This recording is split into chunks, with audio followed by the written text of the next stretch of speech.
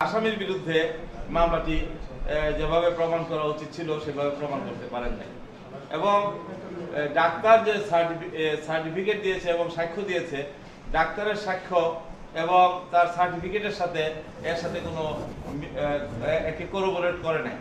কাজে আমি নিবেদন করব আজকের এই মোকদ্দমায় আবার আসামি সম্পূর্ণ নির্দোষ, তিনি সসম্মানে আদালত থেকে মাননীয় আদালতের ন্যায় বিচারে সে খালাস পাবে।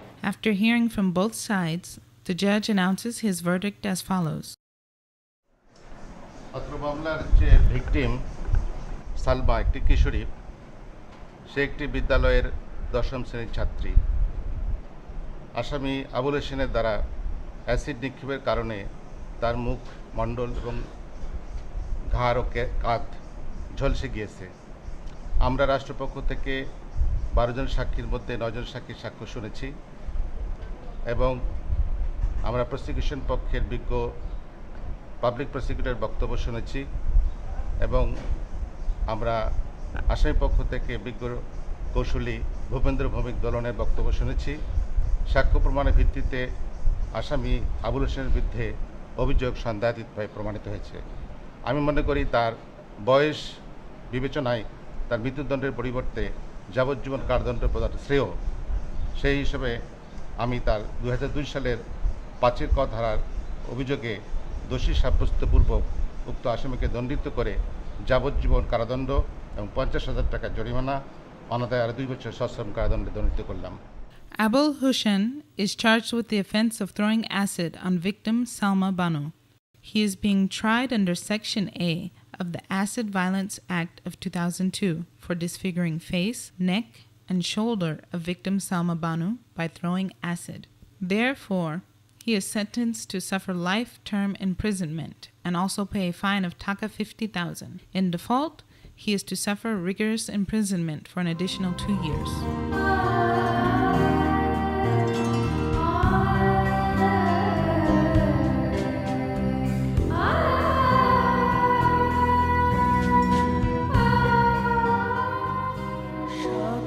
তারে ওই কাঁদিছে সকলে, শোনো শোনো পিতা,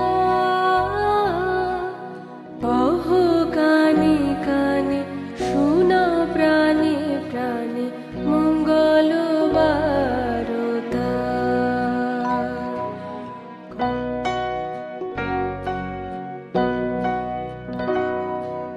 ক্ষুদ্র আশা রয়েছে বাঁচে সদাই ভাবনা, যা কিছু পায় হারায় যায়, না মানে সান্ত্বনা।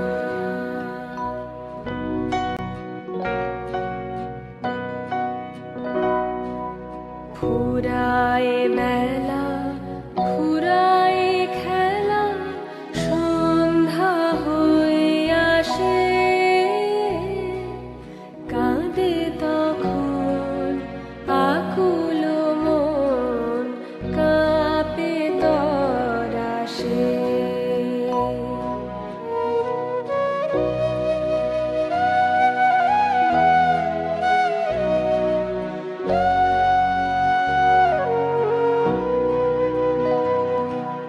কি হবে গতি বিশ্বপতি, শান্তি কোথা আছে, তোমারে দাও আশা পুরাও, তুমি এসো কাছে। The continuous acts of acid violence in Bangladesh has encouraged several organizations to come forward with efforts to save acid victims and increase awareness of the crime in an effort to stop it. Among these, the Acid Survivors Foundation, ASF, and the Daily Prothom Alo play a significant role in the fight against acid violence. The Acid Survivors Foundation and Dhaka Medical College Burn Unit provide treatment facilities to acid victims at little to no cost. The Daily Prothom Alo has initiated several activities to highlight human rights issues. Activities such as publishing feature stories, news items, and editorials relating to acid attack. The newspaper also takes part in actively campaigning against acid violence crimes. Apart from programs that build awareness, they have also created the Prothom Alo Trust Fund for acid-burned women. This fund was initiated in April of 2000 with the motto, "No more faces would burn." The sympathetic journalists working for the newspaper donated a full-day salary to start the trust fund.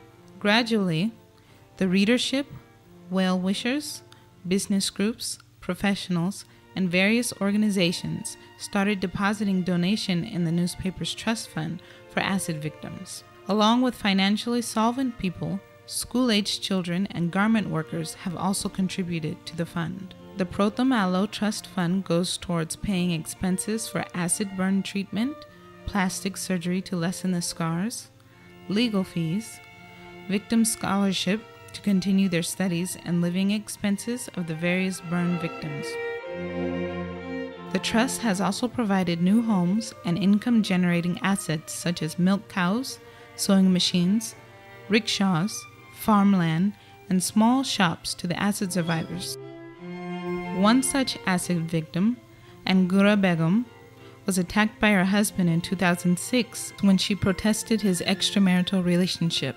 After her rehabilitation, she was given farmland by the Prothom Alo Trust Fund in 2008.